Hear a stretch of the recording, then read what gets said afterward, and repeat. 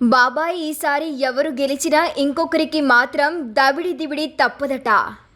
ఆంధ్రప్రదేశ్ తమిళనాడు రాజకీయాలను మించిపోయాయి. ఇప్పుడు తమిళనాడు కాదు, ఒకప్పటి కరుణానిధి జయలలిత ఉన్న హయాంలో మాదిరిగా ఇప్పుడు ఏపీ రాజకీయాలు తయారయ్యాయి.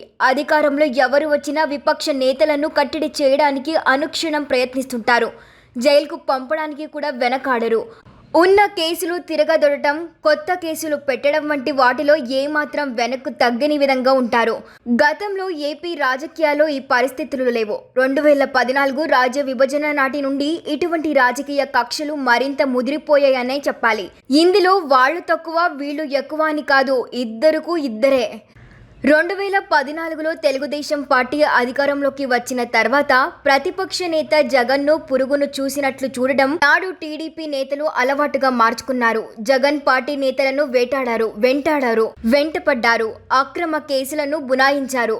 అసెంబ్లీలో కూడా మాట్లాడేందుకు కూడా అవకాశం ఇవ్వకుండా అసభ్య పదజాలాన్ని నాడు వినియోగించారు. విశాఖలో జగన్ నాడు కాలు మోపడానికి కూడా అంగీకరించలేదు.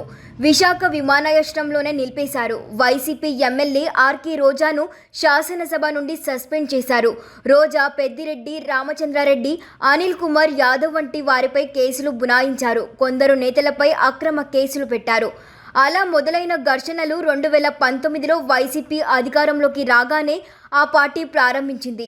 ఇక కనిపించిన వారిని కనిపించినట్లు లోపలేసింది జగన్ ప్రభుత్వం. అలాగే అక్రమ కేసులు బునాయించింది. అనేక మంది ప్రభుత్వానికి భయపడి ఊళ్ళొదిలి పారిపోయారంటే అతిశయోక్తి కాదు. చివరికి పార్టీ అధినేత చంద్రబాబు నాయుడును కూడా స్కిల్ డెవలప్మెంట్ స్కామ్ కేసులో 52 రోజుల పాటు రాజమండ్రి జైల్లో ఉంచింది. ఇక మామూలు నేతల సంగతి వేరే, చెప్పాల్సిన పని లేదు. ఇలా వైసీపీ ప్రభుత్వం ఈ 5 ఏళ్లలో టీడీపీ నేతలతో ఒక ఆట ఆడుకుందనే చెప్పాలి. అసలు కొన్నాళ్ల పాటు టీడీపీ నేతలు బయటకు వచ్చి ప్రభుత్వానికి వ్యతిరేకంగా కార్యక్రమాలు చేయడానికి భయపడ్డారంటే పరిస్థితి తీవ్రతను అర్థం చేసుకోవచ్చు. అలా సాగింది వైసీపీ పాలన. అనేక మంది టీడీపీ సానుభూతిపరులు సొంతూళ్లను వదిలి పారిపోయారు. వ్యాపారాలను సైతం మూసుకుపోయారు.